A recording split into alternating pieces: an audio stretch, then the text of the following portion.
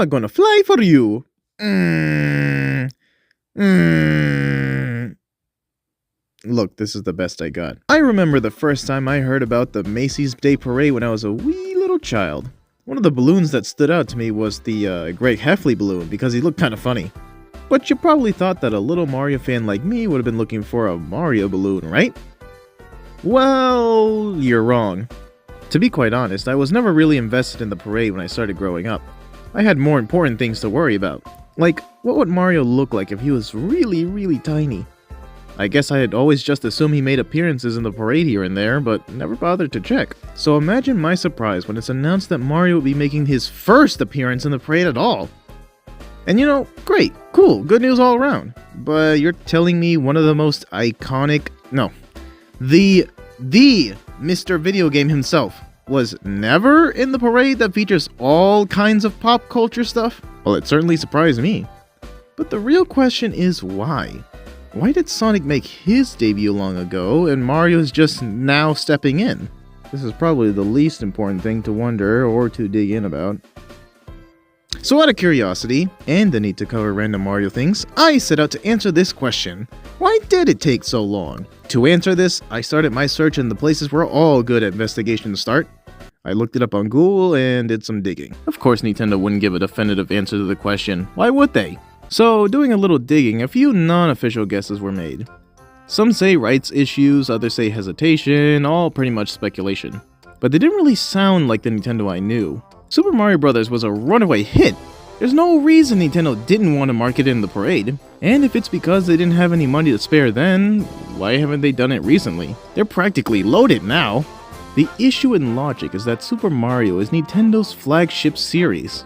And with something that mixes and celebrates all kinds of pop culture as the Thanksgiving Day Parade, you would think that Nintendo would have been made a balloon by now. It's such an easy marketing strategy, so why wait until now? There was a real reason why Nintendo held out for so long, so I decided to look in a different place for answers.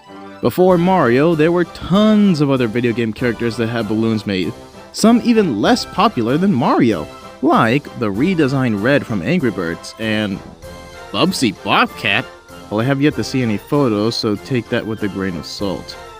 But then there's the one who started it all, Sonic the Hedgehog. Mario's rival in the business. Sonic had made his debut in 1993, and also had a mishap that year, but we don't talk about that.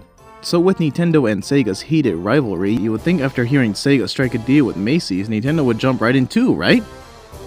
Unless something happened that same year that deterred them. Perhaps a movie that failed so spectacularly that it made them be super protective of one of their flagship IPs.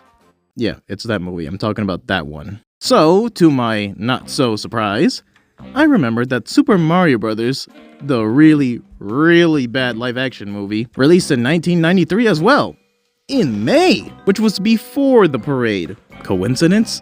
I think not! Now, did Nintendo know about Sega's plan to debut Sonic in the parade? Maybe not. Did they already make plans with Macy's to debut Mario? Maybe they did.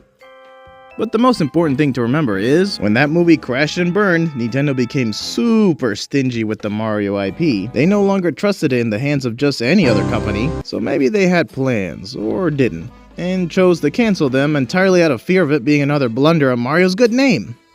And it's not like what was made before the movie was bad per se, but you gotta understand, it was a really bad movie. We never saw any Mario media again. Until 2023. Nintendo decided that it was gonna make an actual Mario movie this time, and the Super Mario Bros. Movie released to grand success. The people loved it! The critics, not so much, but it didn't matter. It was so successful, it's getting a sequel. And even before that, it was obvious that Nintendo was getting bold with Mario again. Build-A-Bear, Baskin-Robbins, theme parks, a crossover with the freaking Rabbids? All with pretty good success, I believe. With Mario's new movies being in relatively good hands, Nintendo is starting to regain confidence in going beyond video games. It was only a matter of time before Mario would take to the skies. Again. This all sounds pretty much on par with Nintendo, and explains why Mario wasn't a balloon for so long. They had a pretty rough year and were definitely all focused on saving the Mario brand from total calamity. And after that, they became pretty paranoid about lending the rights to the brand for a good while. At least now we finally see our hopes realized as Nintendo continues to expand the Mario brand. While it may not be me exactly, I'm sure there's at least one happy kid that really likes the parade who's stoked that Mario will be in it. Unless it gets caught on a lamppost. That'll not be good. Hello? Hello? Can someone get me out of here? I'm falling, and I can't get up. Hello? Oh, mamma mia.